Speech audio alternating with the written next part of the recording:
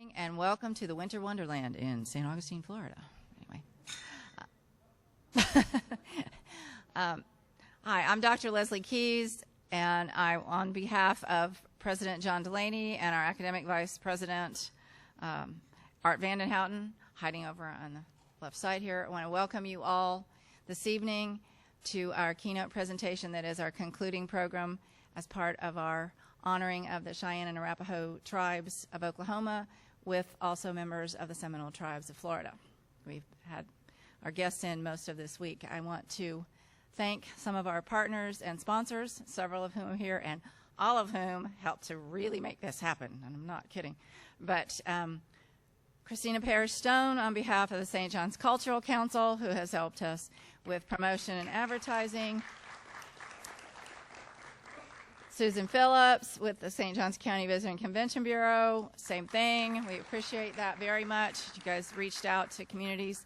They were helpful in getting us promotion through public radio and TV throughout all of Northeast and North Central Florida. So we appreciate that very much. Look around and see who else we have hiding in the corners.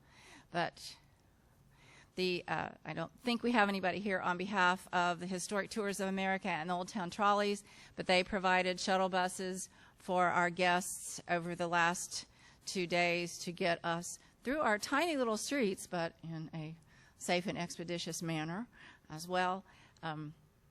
We have, let's see, and with the Visitor and Convention Bureau, I should recognize the St. Johns County Tourist Development Council. I don't think we have any commissioners or members of that organization here, but we thank them as well too.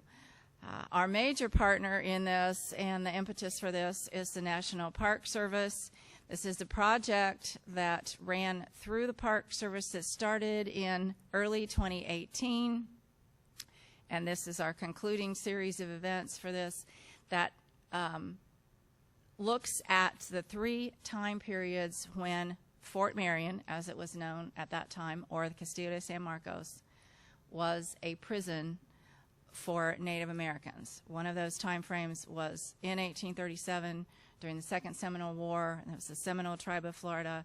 The second time frame was the Cheyenne and Arapaho, Caddo, Comanche, and Kiowa, and that's the 1870s during the American Reconstruction period.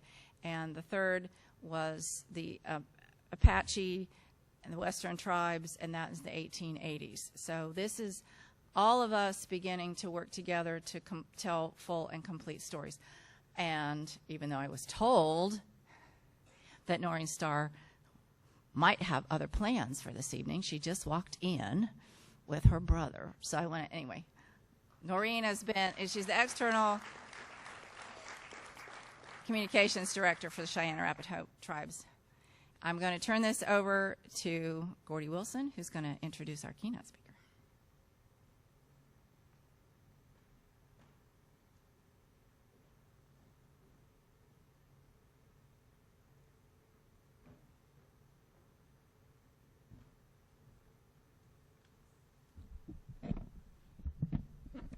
Thank you, Dr. Keyes.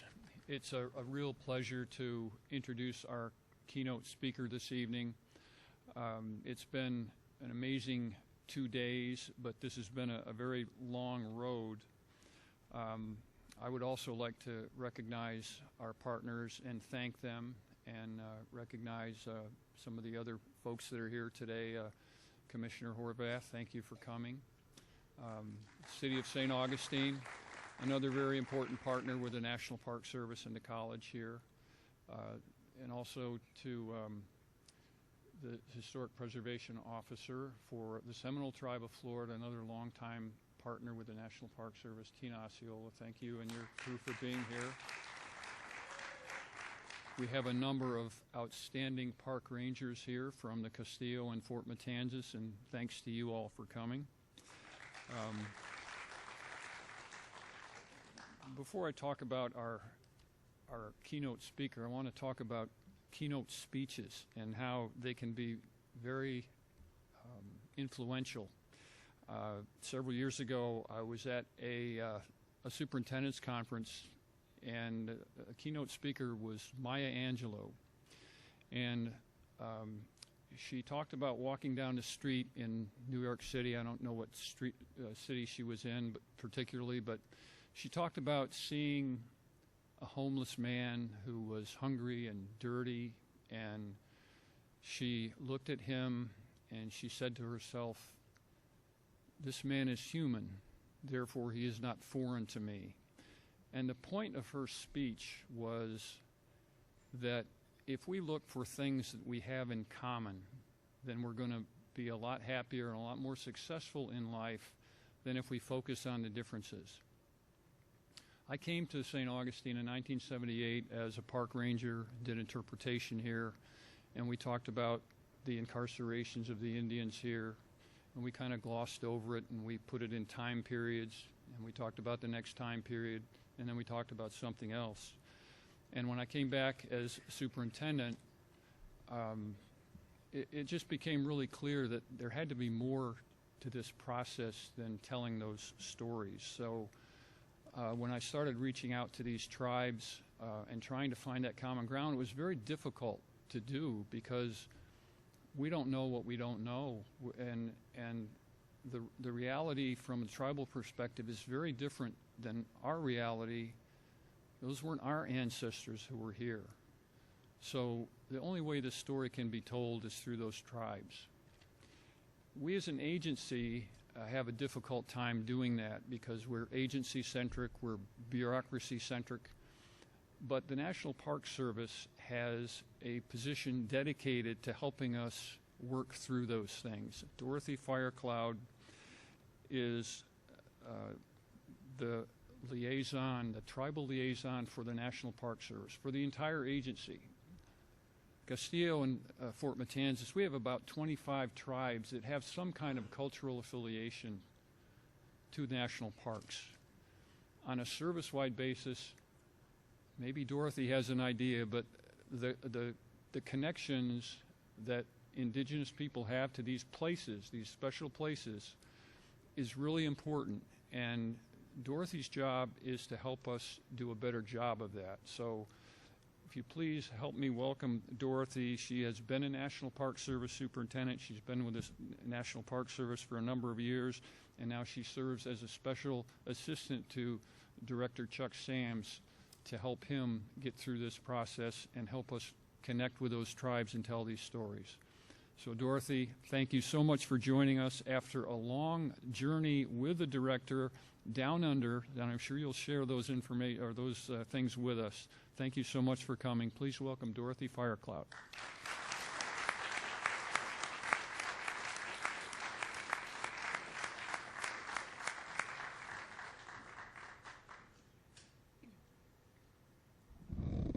Yeah, I told Gordy to keep it brief, but I forgot to tell him that I'm a member of the Rosebud Sioux tribe from South Dakota to include in that. So it's really good to be here this evening with everybody.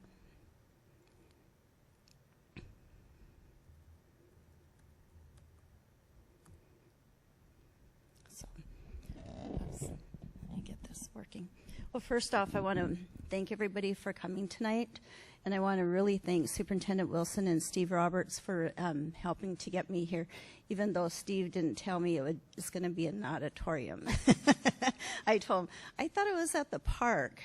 But anyway, part of it is I'm actually kind of filling in for the director, and I was really hoping that he'd be able to make it here tonight because he's really an awesome speaker, and he can connect to audiences like no one I've ever seen speak before. So then after I realized that I was filling in behind the director, he was like, we had one superintendent up at Mount Rushmore, Gerard Baker. And if anybody had ever known Gerard Baker, oh my gosh, he is like 6'6", native with the braids, and just a wonderful speaker too. And I used to always be the speaker like right after him, and I'd be like, oh my God.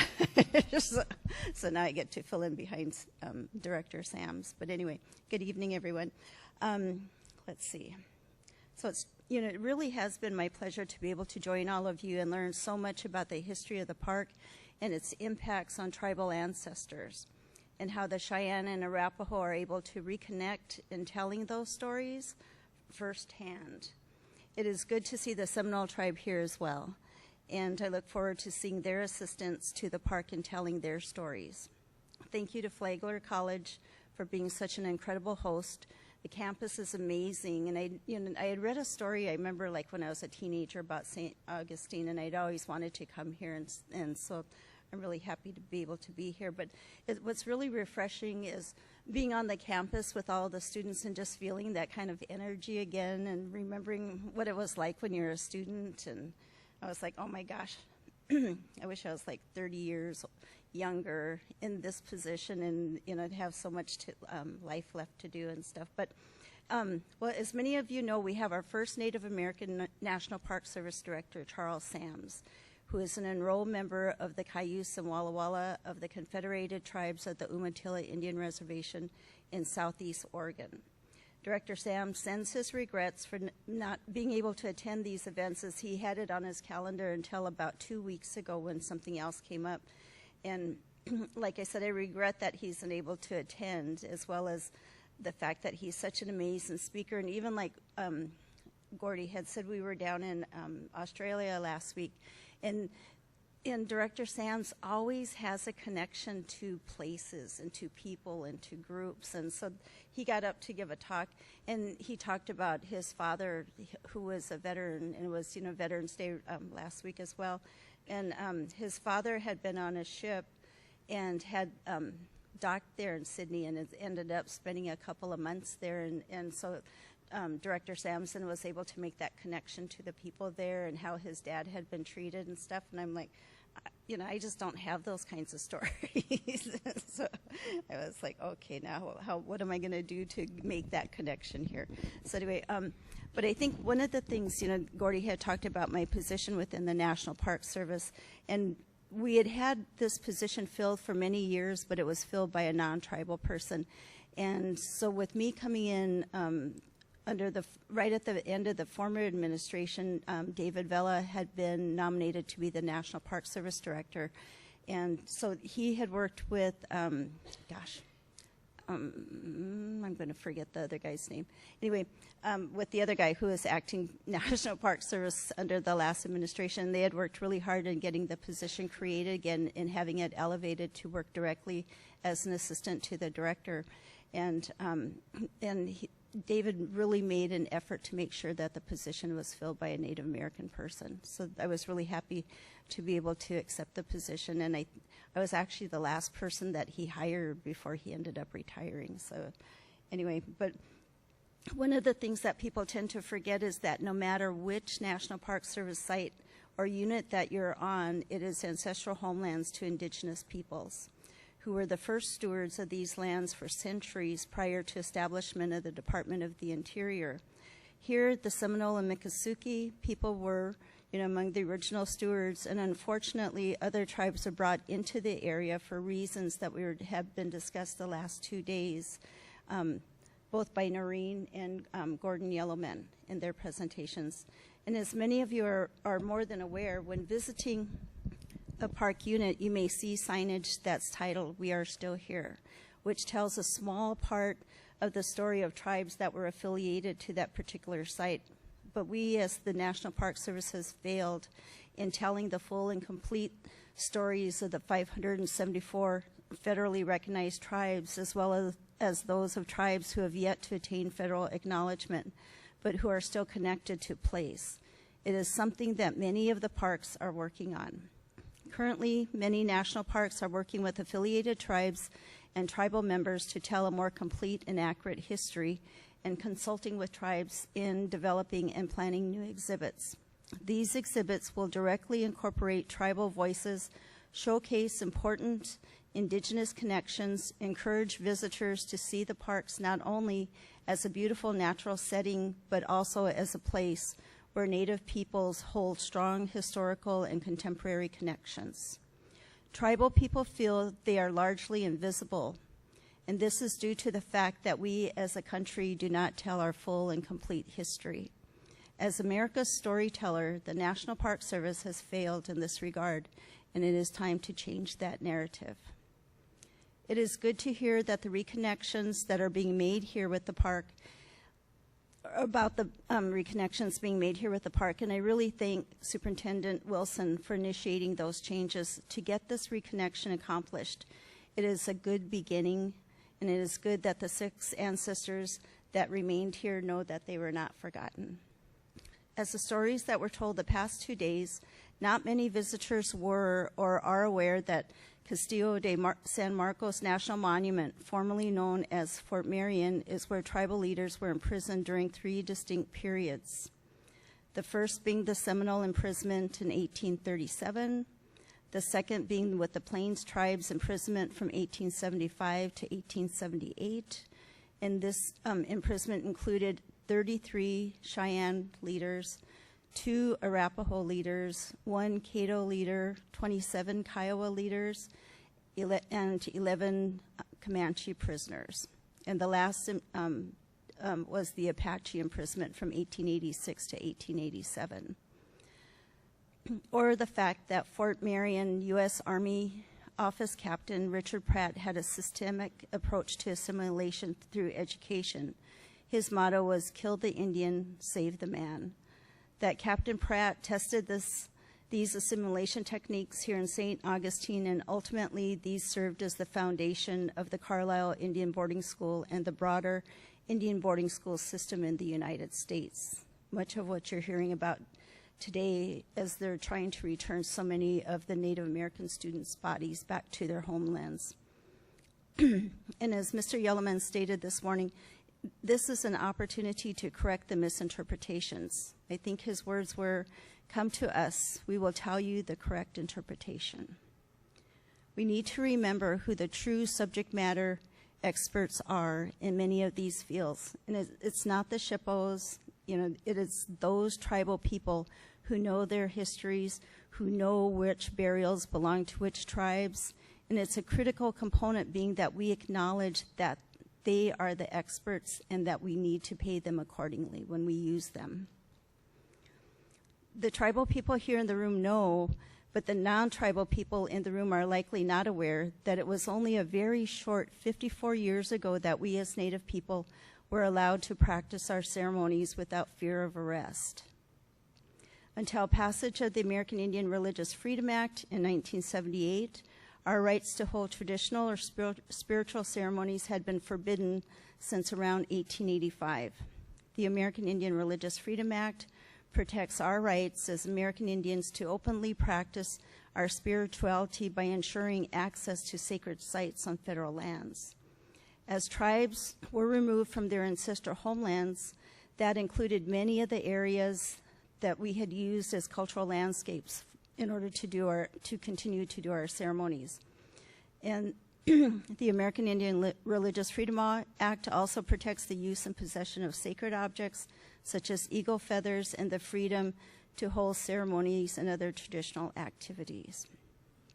So recently we've really started focusing on co-stewardship within the Department of Interior. And the Department of Interior and its bureaus play a central role in how the United States stewards its public lands, increases environmental protections, pursues environmental justice, tells those stories, and honors our nation-to-nation relationship with tribes.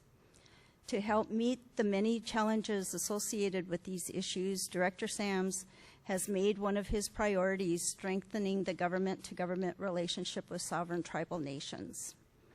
We understand that tribal sovereignty and self-governance, as well as honoring the federal tribal trust responsibility to tribal nations, must be the cornerstones of all federal Indian policy. Tribal people have for centuries been stewards to all of these lands and hold vast traditional knowledge of these sites, and it's imperative that we acknowledge that knowledge and welcome its use in the management of many of these National Park Service sites. In addition, numerous treaties, statutes, and policies give the tribes a unique role in working with the National Park Service on conservation work on these public lands. The Department of Interior, along with several other agencies through the White House Council on Native American Affairs, renewed the 2012 memorandums of understandings on both the treaty reserved rights as well as sacred sites last November. Every November during this current administration, they've renewed the ability to hold tribal nation summits. This year, it's going to be held November 30th and December 1st, and so it's coming up real soon. But during the last years, they had a whole lot of secretarial orders that were signed, as well as MOUs, and so a lot of the stuff that I'm talking about was signed last year, and so we're kind of doing the implementation part of it right now. So one of the MOUs that was signed was on the Tribal Treaty Right MOU, and this commits the agencies to working together to consult and coordinate with tribal nations on enhancing the ongoing efforts to integrate consideration of tribal treaty and reserved rights early into the federal decision-making process to ensure that agency actions are consistent with constitutional, treaty, reserved, and statutory rights. And the second was the Sacred Sites MOU, which was also originally signed in 2012. And this creates a framework through which agencies can protect tribal sacred sites, identifying opportunities for considering tribal sacred sites early in the federal decision-making processes that may result in regulatory and policy outcomes. It also adds a commitment to incorporate indigenous knowledge when assessing impacts of federal actions on sacred sites. And it provides clear direction on developing best practices for collaborative stewardship and co-management when working with tribal nations. The MOU also requires that each agency hold consultations with tribal nations when an action it may take could affect a tribal sacred site. So at the same time that the MOUs were signed last November for the Tribal Summit held by the White House Council on Native American Affairs, a joint Secretarial Order 3403 was signed by Secretary Deb Haaland and USDA Secretary Tom Vilsack. The joint secretarial order established how the departments will fulfill their obligations to federally recognized tribes by directing each of the respective agencies to first ensure that all decisions by the departments relating to federal stewardship of federal lands, waters, and wildlife under their jurisdiction include consideration of how to safeguard the interest of any Indian tribes that those decisions may affect. Second, it directed the agencies to make agreements with Indian tribes to collaborate in the co-stewardship of federal lands and waters under the department's jurisdiction, including wildlife and wildlife habitat. Third, it identified and supports tribal opportunities to consolidate tribal homelands and empower tribal stewardship of those resources. And last, to complete a preliminary legal review of current land, water, and wildlife treaty responsibilities and authorities that can support co-stewardship and tribal stewardship of their lands. So on September 12th, the department announced new guidance to improve federal stewardship of public lands, waters, and wildlife by strengthening the role of the tribal governments in federal land management. So in conjunction with that announcement, Director Sam signed a new NPS Policy Memorandum 22-03, which outlines how the National Park Service will facilitate, support, and work with tribes to collaborate in the co-stewardship of federal lands and waters located within NPS units.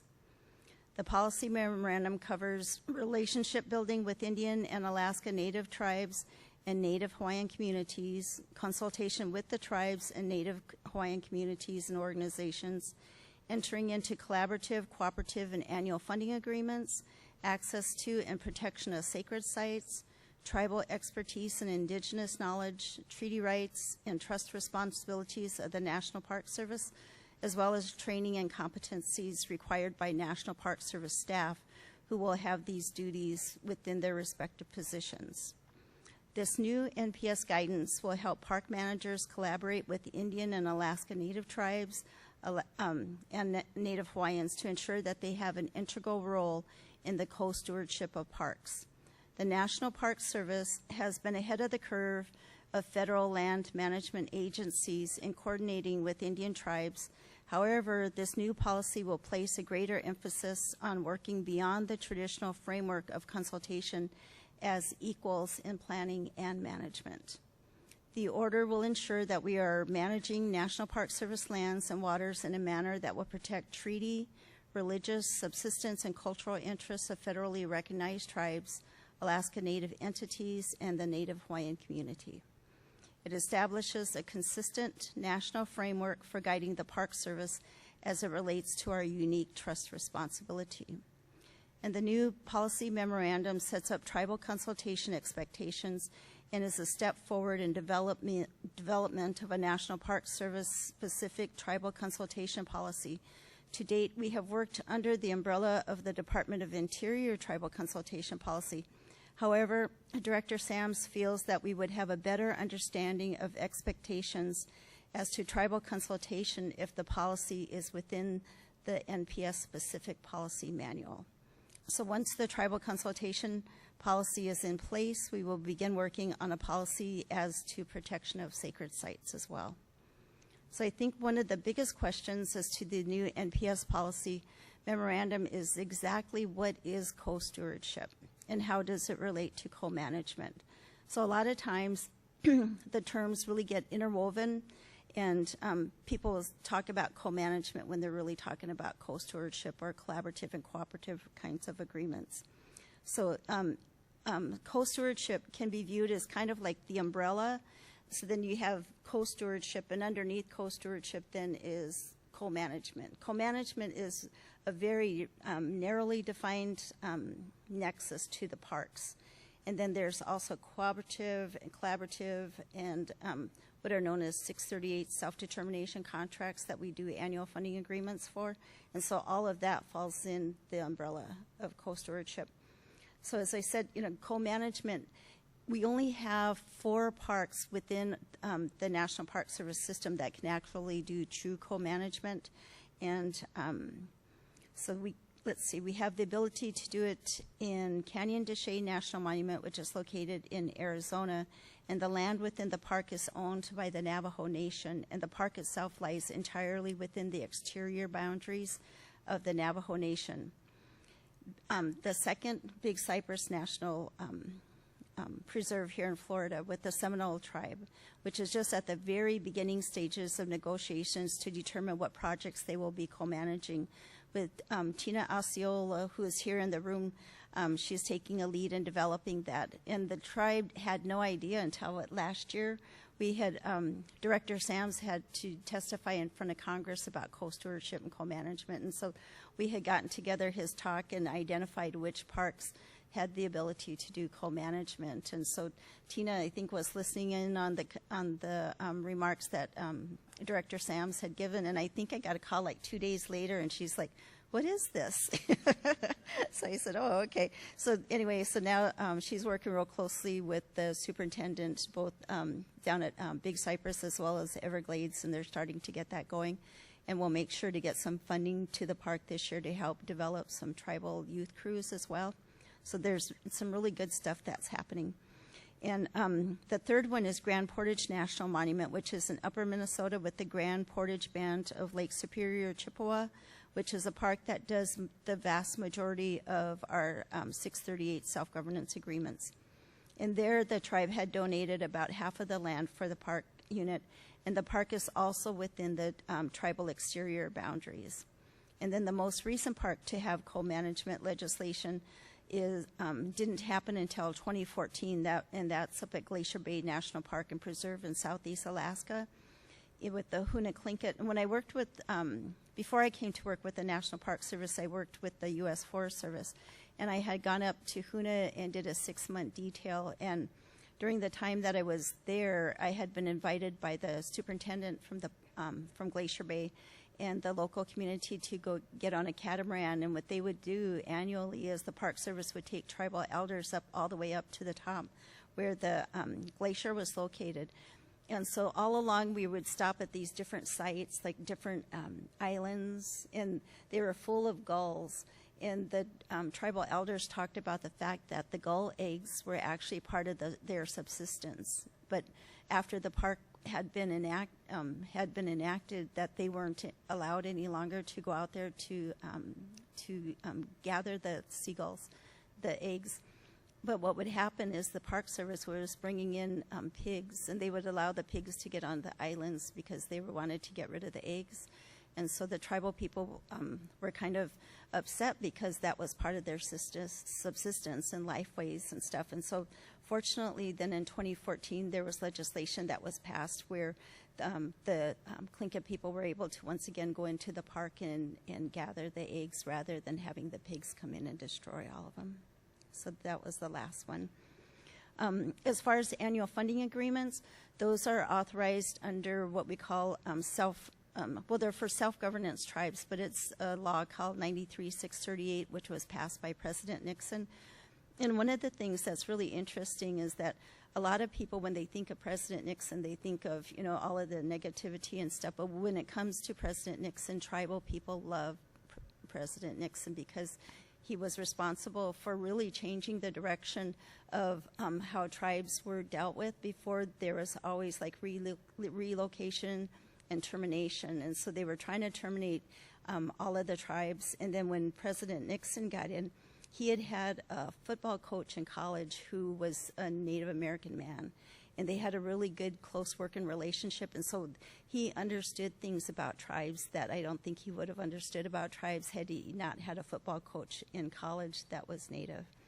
And so it was during his administration where they changed it, and all of a sudden the direction of working with tribes was for self-governance and self-determination. So, we like President Nixon. And anyway, with this last year, in fiscal year 22, the National Park Service had annual funding agreements with five tribes, and we had obligated over $3 million to those tribes, which really provides a fairly significant boost to the local tribal economy when we're able to do that.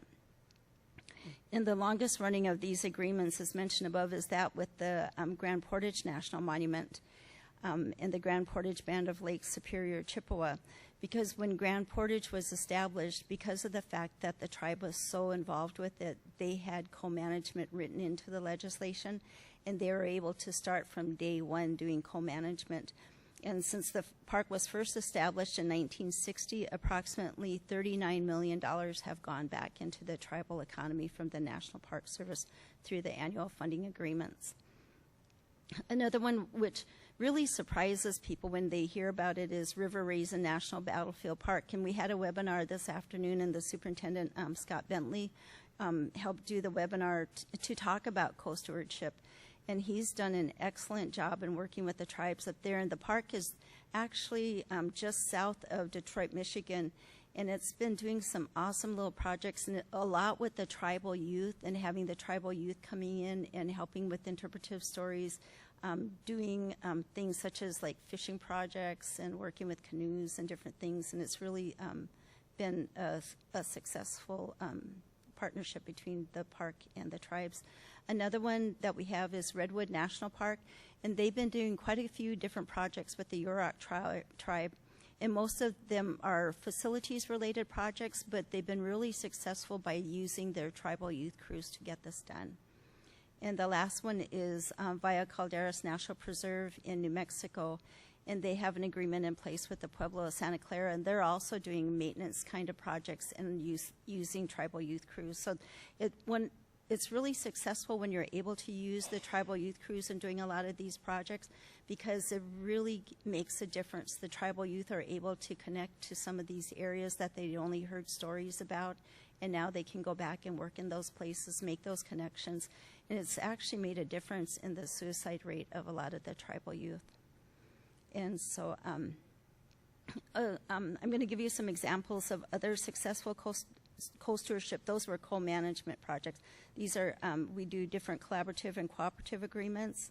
And then one of the things that the new policy memorandum talks about is incorporation of indigenous knowledge into some of these different projects that we're working with tribes. So in 2012, the National Park Service had determined that it would be in the agency's best interest, as well as that of the 574 federally recognized tribes, to develop a plant gathering regulation, because it didn't have any other means for to allow tribal people to come in to gather traditional plants for ceremonies and other things that tribal people use the plants for. And so the first of the consultation meetings on the proposed regulation was held up at Acadia National Park in Maine. And when Pat Parker, who was in my position before, had gone up there, the park superintendent up at Acadia decided, let's start thinking about this and working with the Wabanaki Confederation and kind of get a head start before the rule actually becomes law. And so they started working to determine which plants that the tribe might be, or tribes might be interested in prior to the plant gathering regulation passing. So it was determined after many meetings that the tribes would like to focus on gathering a sweetgrass, as they no longer had access to any sites off of federal lands. And there was areas that they would still go to, but it was all in private ownership. And some of the private owners would let them and others wouldn't. And there were some instances where the private owners would actually come out with guns, when the tribal people were there trying to gather sweetgrass. So anyway, the first year that they decided to do this, the NPS biologists had gone out to the marsh and they identified like 10 plots. And they're like, okay, these are going to be the 10 plots that the traditional gatherers can use. So after they did that, then the traditional gatherers came in, and the park biologists, showed them where those 10 plots were, and the traditional gatherers said those aren't the right areas that we would actually be gathering in. And so they identified their 10 plots, and they weren't that far away, but it was of such a difference that after the third year, the National Park Service biologist kind of just threw his hands up in the air and said, I'm not doing this anymore, because the plots that had been identified by the traditional gatherers were coming back at 3 to 5 times the rates that the plots identified by the Park Service biologists were. And so what it really kind of showed to me, because as a park superintendent when I was in Arizona, we had actually decided that we were going to do a workaround when it came to the plant gathering regulation, because it requires NEPA and it required an EA be done.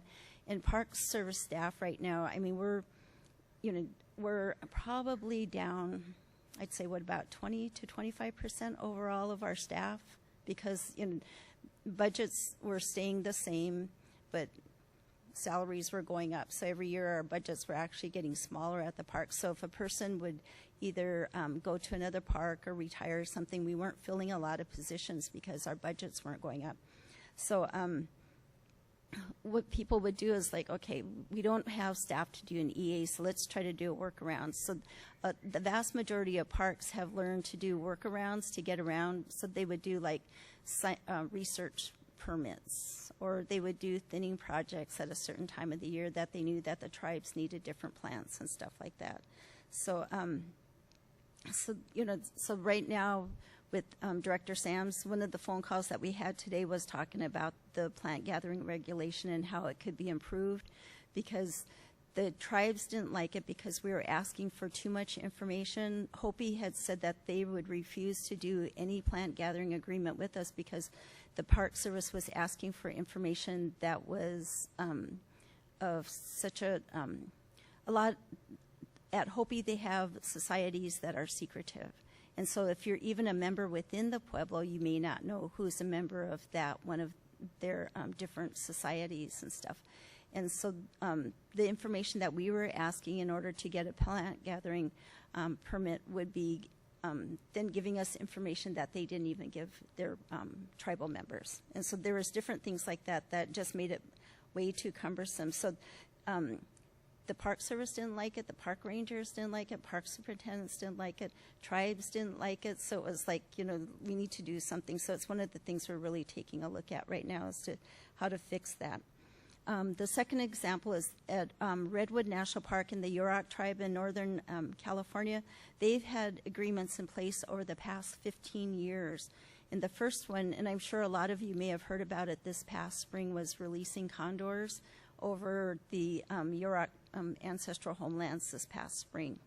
And so they had 4 condors that they brought in initially, and they have one elder that was in there, and he's going to stay in the facility, and they won't release him because he's going to be kind of like the mentor for the other condors. And I'm like, what is he going to teach them?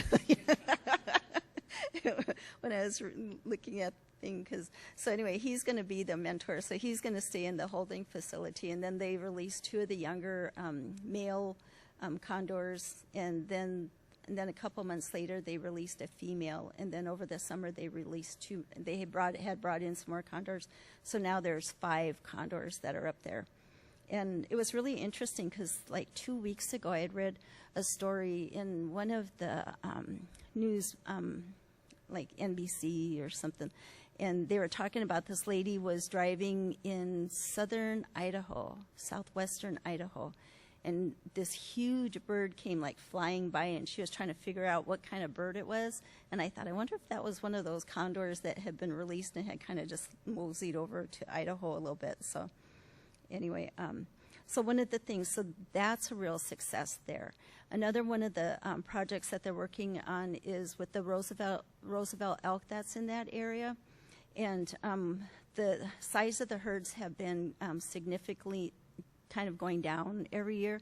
And so one of the things that they're doing is that they've hired a tribal youth crew. So the last 2 summers, the tribal youth have been out there picking up elk scat. And excuse me.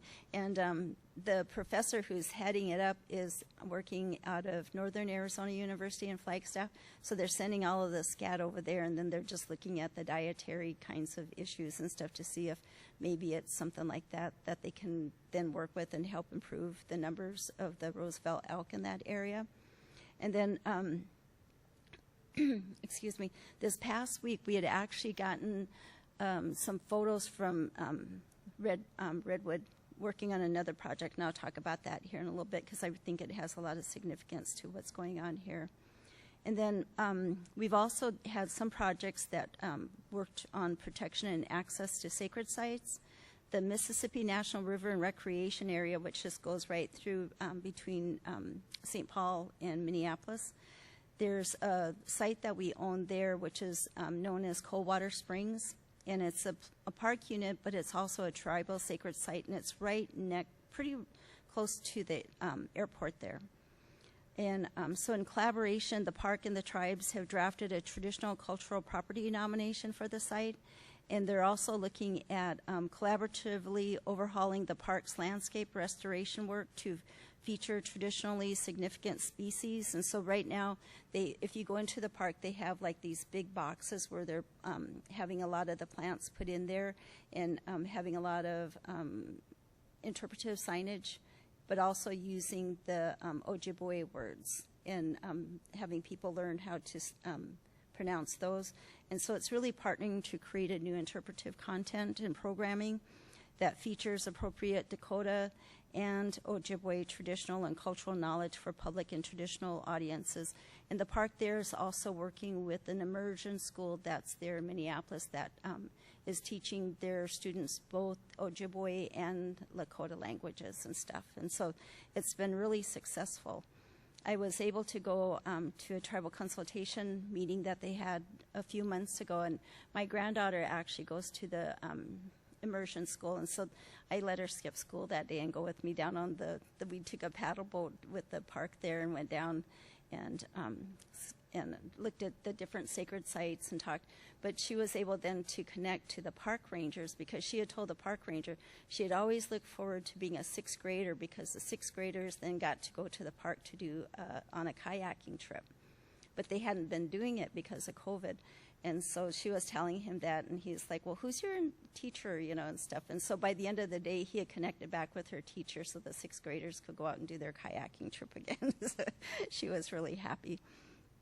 Another park that's working real closely with tribes and doing some tribal consultations is at Pipestone National Monument, which is just over on the Minnesota side across from South Dakota. And there what they do is they have pipestone quarries at the monument, which are really sacred to to quite a few tribal nations. And so one of the things that's happened there, which then connects back to the park here, is that they had a tribal boarding school just outside the park boundaries. And it may be one of the very few, I think possibly 3 at the very most, but for sure Pipestone has burial sites on it from the boarding school. So it's one of the parks that we're actually probably going to go out and do some ground penetrating radar to see if we can find where that cemetery is located and see how many students are there. And then, as discussed earlier, the local park here through Captain Pratt had a significant connection to Indian boarding schools, and a major topic of Secretary Holland has been the former boarding schools and return of Native student remains to their families. And so, because of that small cemetery being located there, the park superintendent's going to have to do really effective and close monitoring as well as consultation with the tribes when she's doing all of this work. And I think what she's going to be able to do is to bring several of the tribes in to do the actual monitoring of what's going on and finding out ways that the tribes then can work to determine what happens with the students' remains. So anyway, these are just a few examples of the National Park Service and tribal co-stewardship projects, and they're all highly significant and successful to both the tribes and the parks that have been involved. Through the use of traditional knowledge in these parks, it's really added an overall effectiveness.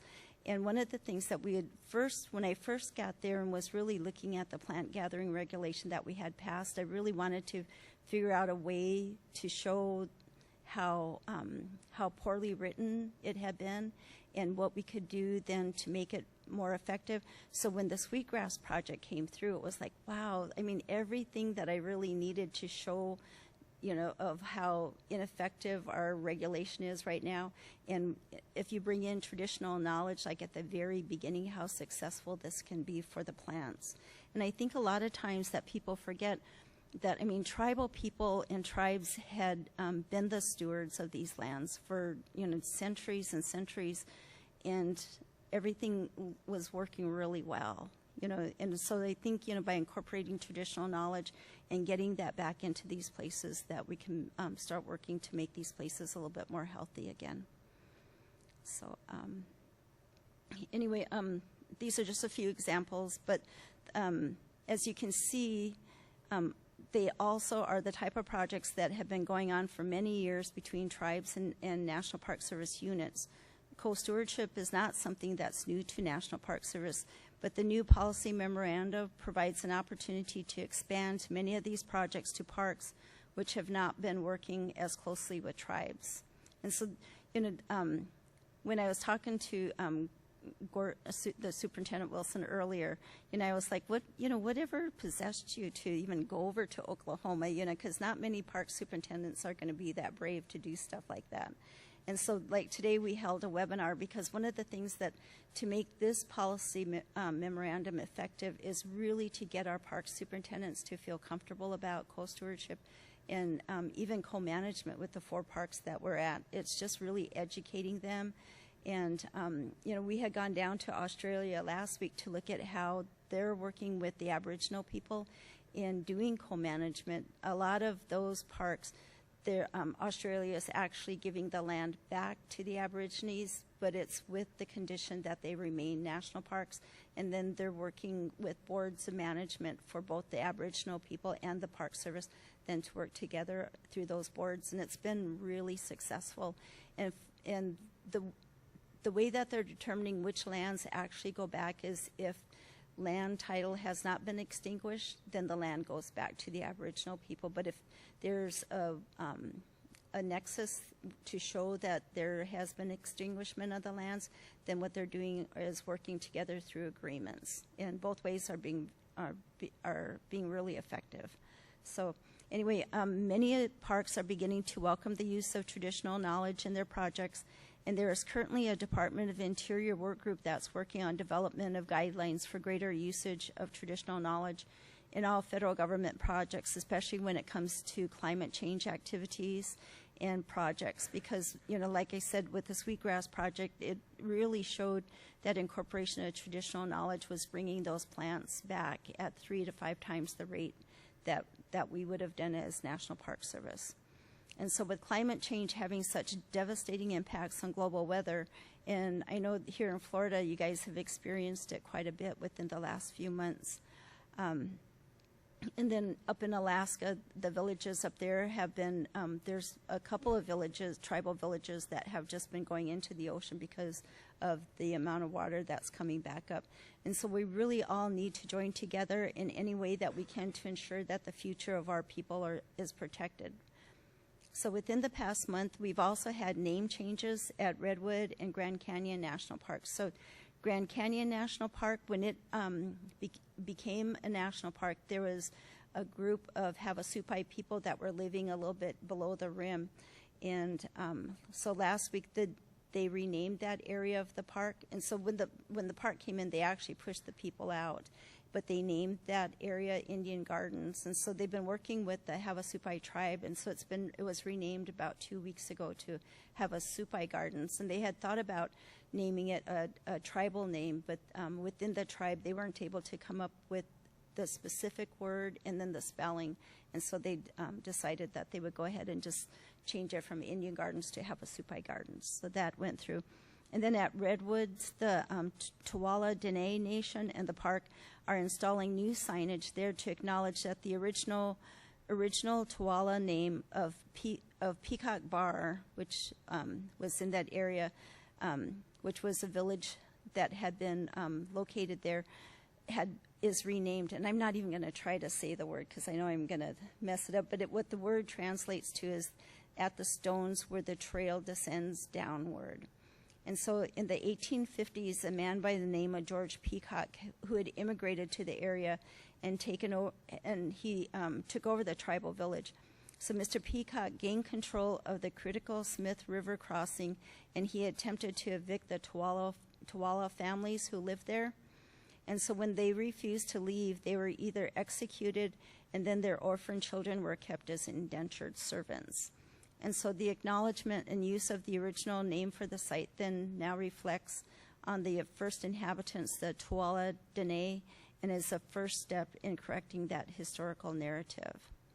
And then another thing that's really critical, I think, to tribal people is that the first meeting of the Department of Interior Reconciliation Committee will be in early December, and this is in implementation of Secretarial Order 3405, which is addressing derogatory geographic names, which is separate and apart from Secretarial Order 3404, which was specific to the derogatory SQ word, which talks about Native females.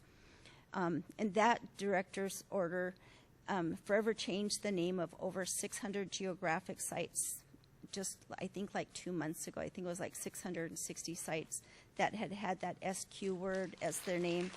And it's, yeah, been really, really great. Because it was one of the things, so I'm planning to retire in a couple years, and by my house in Arizona, it was this huge peak, and it had that name. And so I've been talking to Mr. Randall, the Apache cultural coordinator, and I told him, when I retire, we're going to get that name changed. So now I don't have anything to do when I retire because they changed the name of it. So I had talked to him, and I go, well, what was the Apache word for it? And so he had told me the word, but what it meant was where the porcupines sun themselves. And so now it's been changed to Porcupine Mountain. So that's really a good thing. So anyway, so Secretarial Order 3405 then is talking about derogatory geographic names aside from the SQ word. So she named an advisory committee made up of 17 people. And the first meeting is going to be the beginning of December. And then so they're going to start looking at other geographic places that have words that are derogatory. So if anybody, here knows of any place that you would like for the names to be changed back to either what they were originally, or have a better name for a place like, tribal names and stuff like that, go ahead and reach out to Joshua Winchell. And he's in our Office of Policy in the Washington, D.C. office, because now is the time to do that, because I think they're going to be working over the next 2 to 3 years to get those kinds of place names changed. So in conclusion, I'm going to reiterate that conservation and interpretation of all these lands is a shared responsibility, and we really need to work together in order to be truly successful. And it's not only tribes and parks, but it's all of us. We have to do this collectively if we want to preserve our planet. Relationships, knowledge sharing, and co-stewardship with Indigenous peoples is essential to our mission of preservation and protection within the National Park Service system. And we recognize the need to continue building strong, healthy relationships with tribes that are rooted in meaningful two-way dialogue so that we can work together to improve and enhance our mutual conservation and interpretive commitments. We have experienced some significant successes as those mentioned above, but acknowledge that we still have a long road ahead of us. The National Park Service is committed to continuing to enhance our efforts to listen and work hand in hand with tribes and tribal people through incorporation of Indigenous knowledge, experience, and perspectives of tribes in managing natural and cultural resources on National Park Service lands. And more importantly, just what you all are doing here the past 2 days, having these stories interpreted and told by the people themselves. Who better to tell these stories than those who have lived it? I will end today with a quote from Director Sams about the new National Park Service Policy Memorandum. He said, "All national parks are located on Indigenous ancestral lands, and this policy will help ensure tribal governments have an equal voice in the planning and management of them. I know this will empower our National Park Service staff to be able to go out and have stronger, less transactional, and more transformational relationships with tribes, tribal governments, and tribal communities on how they can use traditional ecological knowledge, Indigenous knowledge, and to better manage these resources, not just for ourselves, but for our children's children." So, thank you.